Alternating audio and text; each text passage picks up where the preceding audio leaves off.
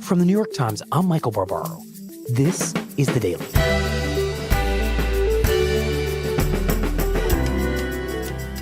Today, a New York City taxi driver took his own life.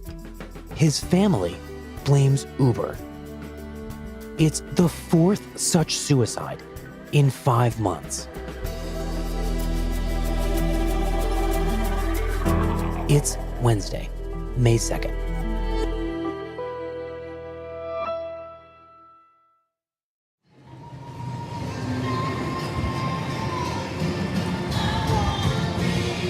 Do you know which corner? Ah, there he is. Okay. Hold on, don't die. Okay, let's go. Hey. Well, you have to move a little bit ahead because they already told me to move because it's a hotel. Okay, let's get in. Okay. Do you mind if I get in the back? Okay. Nicolae Hent has been a New York City taxi driver for the past 30 years. Nicolae. Yes. Thank you for letting us into your cab. Why not? So I'm Michael Barbaro. I'm the host of The Daily. And okay. So you want me to move or you want me to stay? Yeah, I thought we might go where you and drivers that you know would go around this time of day, or are they all in their car? Is there a place that you... At this time of the day, most of them will be in their car. Okay. Because it's 3 o'clock and, in my case, everything I have to eat is here in this lunchbox. Really? It's my breakfast, my lunch, my dinner. Is that corn on the cob? This is a sandwich my wife makes for me every day. This is a corn. This is some mellow and cantaloupe. Green tea, water, a banana, strawberry, grapes, and 2 apples. That is a beautiful lunch / dinner / everything. Slash everything. What kind of sandwich is it? It's some kind of salami and... Does she prepare that for you every day? Every morning. Every morning? Yeah. That's She love. wakes up around 8 a.m. or 8:30, and by 10:30 I have to be done to go to work. Wow. 6 days a week. Mm-hmm. Today I log on at I think it was 1:31, and I'll be at home probably, if things goes well, midnight. It's a long day. Can I ask you, how did you start driving a taxi? What's the story? In 1988, I moved from Dallas, Texas, into New York City. I look around and I rent an apartment in Ridgewood, 587 Ondendorf Avenue. In Queens? In Queens. So how did it start? What were the first couple of days like behind the wheel of a taxi? First day when I start driving, I rent, a Dutch Diplomat. And I remember first day was a Saturday when I start. Mm-hmm. I pick up the car and first day I had an accident. You had an accident on your first day? What happened? What happened? It was a very bad start. It was an old and junk car, So I hit a puddle on the 3rd Avenue, and then the brakes didn't work. So I scratched another car, so welcome to New York City. I'm not surprised because everywhere where I start in my life, I start bad, but I end up good. Everywhere, honestly. So that was first day. It sounds like you're describing renting a car. Correct. How do you make a decision to try to own a car and to get involved in the medallion system? I'll let you know, and I remember it exactly. And by the way, for people who don't understand, what is the medallion system? That's the number we see on the hood. So it's like it looks like a police shield. This number. Yeah, exactly. This number, 751. What happens if you don't have that medallion? The police will go arrest you. That medallion is your right to hail in New York City. To own a taxi or rent a taxi, but without that, you're not a taxi. No. Okay, and you own that. Yes. Yes, and when I bought that, they specific that you are a medallion owner, you have the exclusive rights to hail in New York City, and that says on the paper. How much did the medallion cost when you bought it, and what year was I this? remember that was in 1990. Everything cost $125 the price of medallion. $125,000 price of medallion, over $6,000 in sale tax for the New York City, broker fee, and then I had to install the meter and everything. That was probably about $1,000. And everything cost me like up to $150,000 with the car. So for $150,000, you own a medallion and you own your own car, and basically you own your own business. Yes, you are on your own business. Hard worker. Young immigrant, whatever you want to say. I was like 30-something years old, and had a lot of power to work, and that's what I did. So before we talk, I'm gonna let you get through this intersection. Hold on, because it's a little hairy. Okay. Before we talk about what happened to him, would you tell me a little bit about your friend Nicanor? And first of all, am I pronouncing his name correctly? Nicanor Ochisor. Nicanor. Yeah, Nicanor Ochisor. We call him nickname Norel. Norel? Norel, yeah, because easy, you know. I met him first time in LaGuardia Airport at the American Airlines taxi stand. What year was it? It was in 1988. I think it was a late spring or early summer. But it was in the afternoon around 6 p.m. or 7 p.m. Mm-hmm. He was talking with me. I heard his accent. I said, are you from Romania? And he said, yeah. And I said, I am Romanian too. Mm-hmm. And then we were talking over there like for probably 15, 20 minutes, you know, and he told me he has a 6 years or 5 years old boy. And I told him, I have a daughter, which is 5 years. And so then after that, every time when we see in the airport, we went to each other and start talking, you know, about our life, you know. And he told me the story in the beginning when he started driving, how bad it was, you know, because he didn't speak English. So you guys seem to really understand each other and like each other. Yeah. Every problems I had, I always ask him and he asked me. For example, we had the same family doctors in Queens. We were very, very good friends, not only with him, but with his wife too. So sometime in the week, on the Sunday, I find out, you know, we can go to buy grapes from Brooklyn Market. You know, there is a Brooklyn Market where the grapes come from California. Mm-hmm. And we went over there, buy grapes, and then we make wine. Was it good? It is very good. After that, you know, we become much better friends, you know. Then he brought the medallion 1 year before me, then I brought after him. Nicanor owns a medallion, you own a medallion. Yes. It sounds like things are going pretty well for both of you. Correct. Hard workers, but you survive, you make a living. So let me just ask you this. When was the first time that you can recall seeing an Uber or a Lyft on the streets of New York? I think it was in 2000, end of 2013 or end of 2014. So 2014. Because I had a friend of mine who used to drive a taxi. And I remember somebody bleeped the horn in the back of me on Allen Street in Stanton. So Lower East Side, Allen and Rivington. Usually I do like this, you know, what the hell do you want, you know? Then he came next to me. I look and I saw him. I said, you are lucky I didn't curse you. So you knew him? I knew him. And I said, I didn't see you for 3-4 years. What are you doing? He said, I drive a Uber. I said, what Uber? I work with Uber. He said, how's things going? You know, he said, yeah, I make better money than the yellow. So that was the beginning. So you're seeing a friend pull up alongside you in your taxi in an Uber saying, I drive an Uber now. Lincoln MKT. I said, how this work, you know? And then in 2014, you know, more people are talking about Uber, more people went to Uber. And I said, no, this is the problem. Because I see them on the roads, you know, every block I see how many, black cars, you know, TC cars, you know, a TC plates number and how many yellow. Cars like that, you see TC? Yep. The T on the yellow license plate? Yeah. That means it's a taxi, but not like your taxi. No, it's, you know, with $270, they can have that car on the road. You understand? Which is not very much money. There's nothing.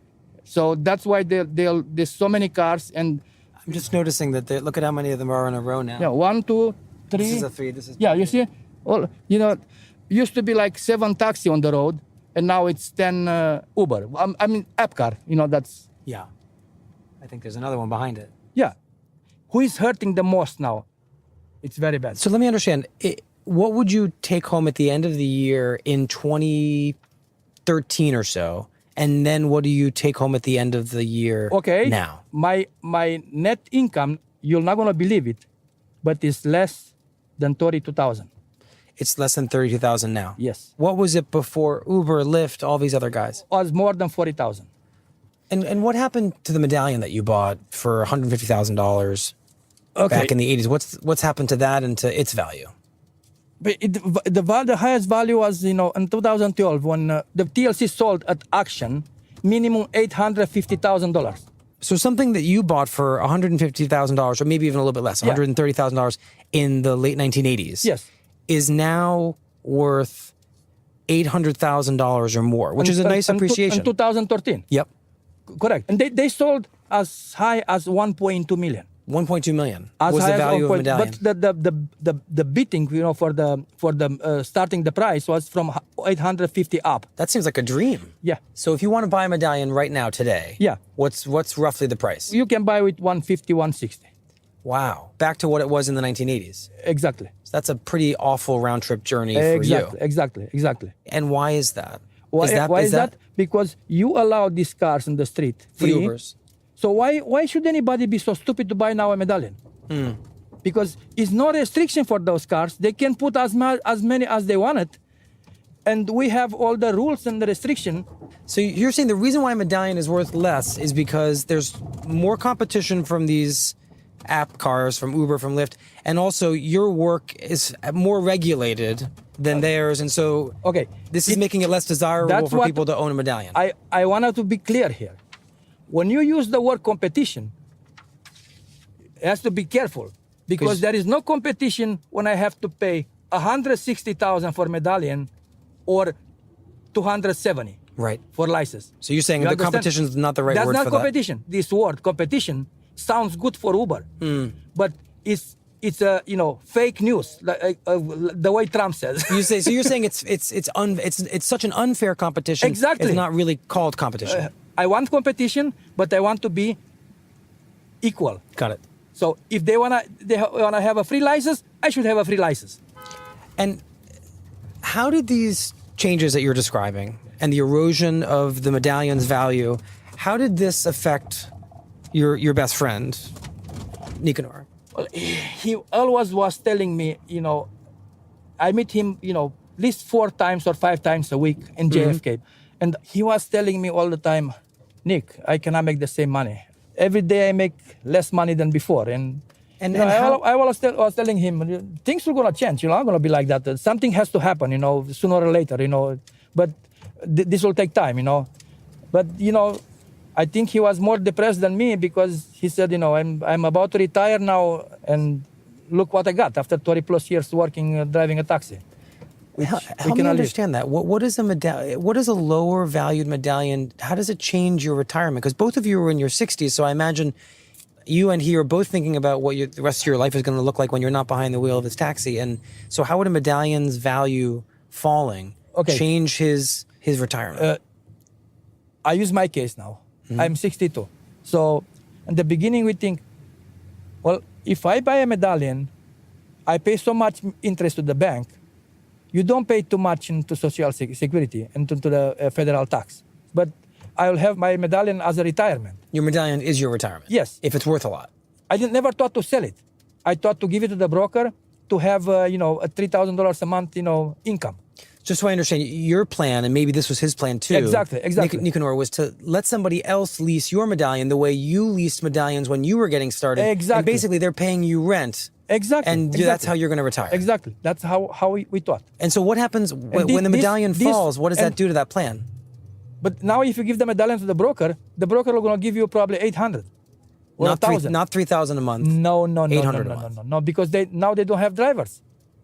Because no one wants to drive now because of what's going on with... Why should anybody pick up a yellow taxi to drive when it's all full of regulation? And when you go in the airport, we have to go in the waiting area, and in the line, and then we go one by one to the terminal. Right.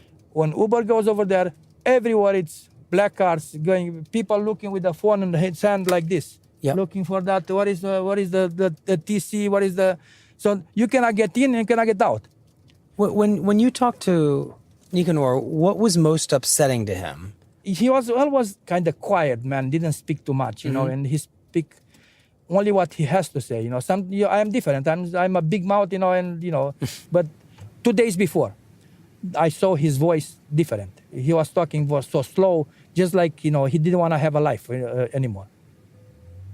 And I had another friend of mine, which Eugene, which he told me about him. A day before, he saw Norel and didn't like the way he talk and the way he looks. And another one his name is Solomon Weiss. So these friends were worried about what they were seeing. Solomon met him the day before, Thursday evening, on the way home after the Queensboro Bridge on the Thompson Street. Solomon saw him and they pull over on the Torrey Street and the 48th Avenue, and they talk with each other. And Solomon said, I didn't like the way he looks, and I didn't like the way he talk, and Because he seemed down? he seemed very, very down. So that was Thursday evening, and Friday morning around 10 a.m. he hanged himself. He hanged himself In the garage, in the beam of the garage, at home, in his garage, because he has a garage separate of the house. That's terrible. Then when his son came home, his wife came home, and then his son looked for him and opened the garage door, and so, then he called the police and called my friend Eugene. And Eugene went to the house, and another friend of mine, Dan, called me and said, "What happened with Norel?" I said, "No, I don't know, because 2 days ago I spoke with him." And where were you when you got that call? I was in LaGuardia airport. In the taxi? In the taxi, waiting in the waiting lot. So then I called my friend Eugene. He said, "I cannot talk, but I'll text you." So then I got a text. If I look it back, I can find the text. And he said, "Poor Norel, he hanged himself." Everybody said, "What? Why?" And doing the research, we thought it's only the medallion.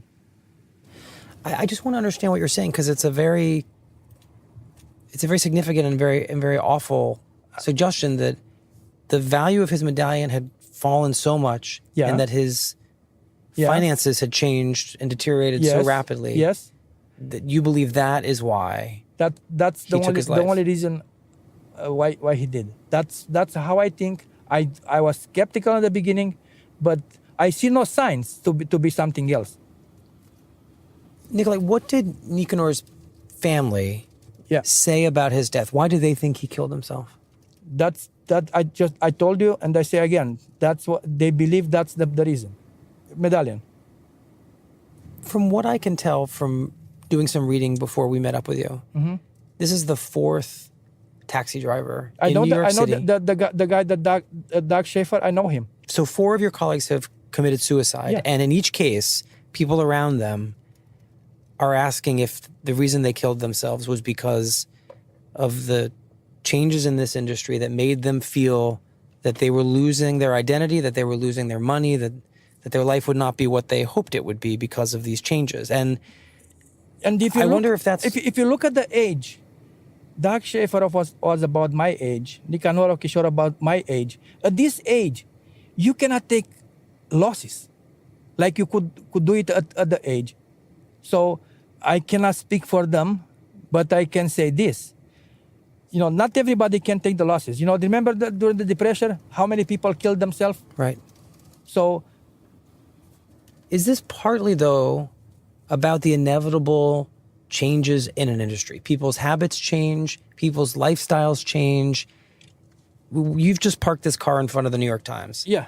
You know that our industry changed. Yeah. There used to be people getting newspapers every day. They don't get newspapers every day. Yeah. They don't want them in their life. Yeah, but they can go on the app. They can. It changed. And you but see, is your industry something that just is becoming obsolete, and inevitably there's going to be something that comes and it challenges it, and it must be a hard thing to hear. It's a hard thing to say because you're a wonderful person and you've built a wonderful business. But is this just the inevitable way of the world and business? Okay, I put it in this way. If the city of New York likes more Uber and Lyft or app cars,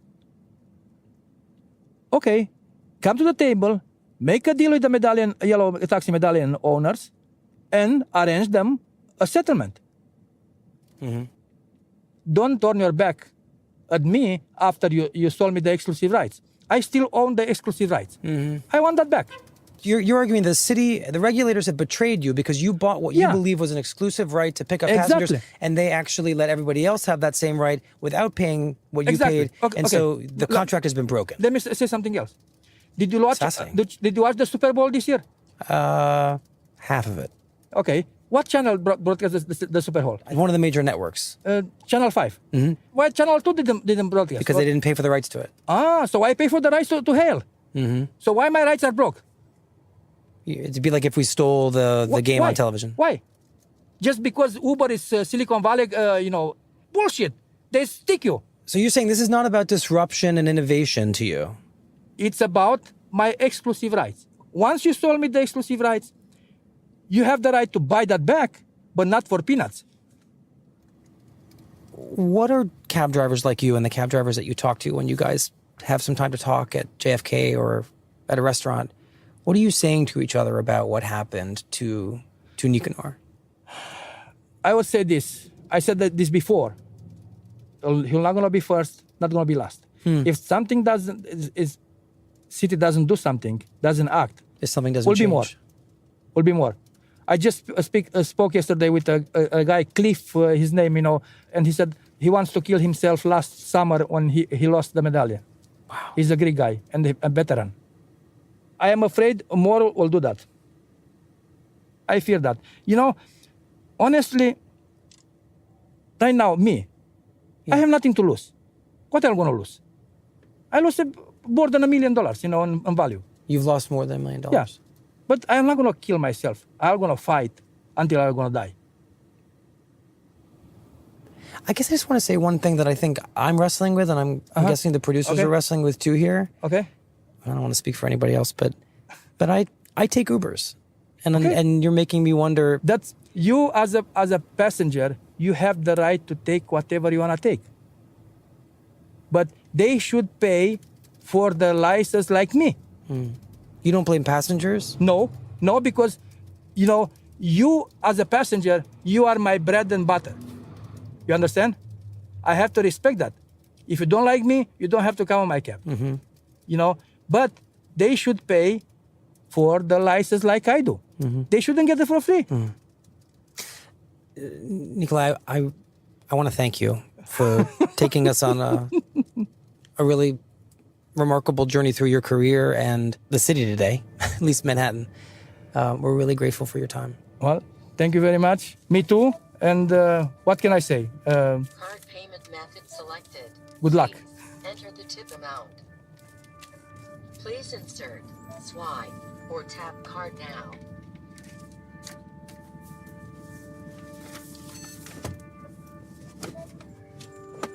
I think you have to sign. Did you sign? I don't know. Oh, thank you.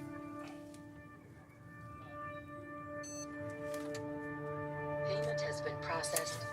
Would you like a receipt? Yes. Okay, wait like 5-6 seconds and press yes in the back. Thank you. Sorry. Thank you very much for your time. Thank you. Thanks a lot. Okay, I have to tell you next time, okay.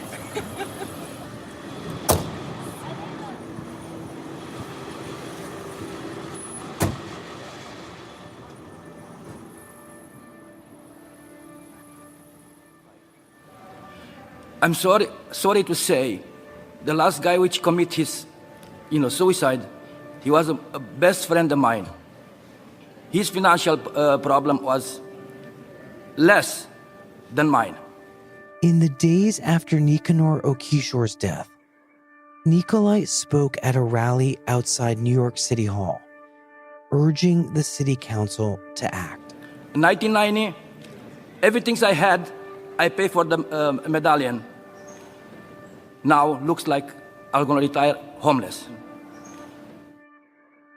On Monday, in a first step, the council held a hearing on several bills that could change the rules for car service apps and limit the number of for-hire cars throughout the city. We'll be right back.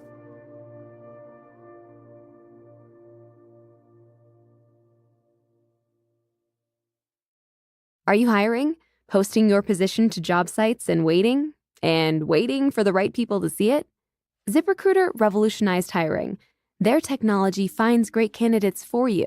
It learns what you're looking for, identifies people with the right experience, and invites them to apply to your job.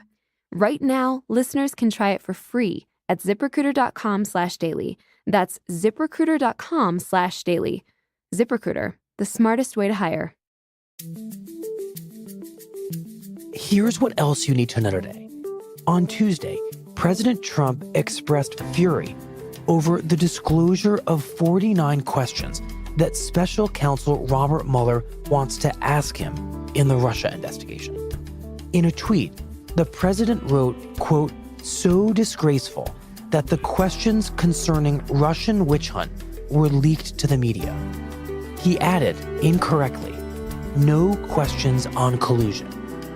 In fact, at least a dozen of Mueller's questions related to possible cooperation between the Trump campaign and Russia.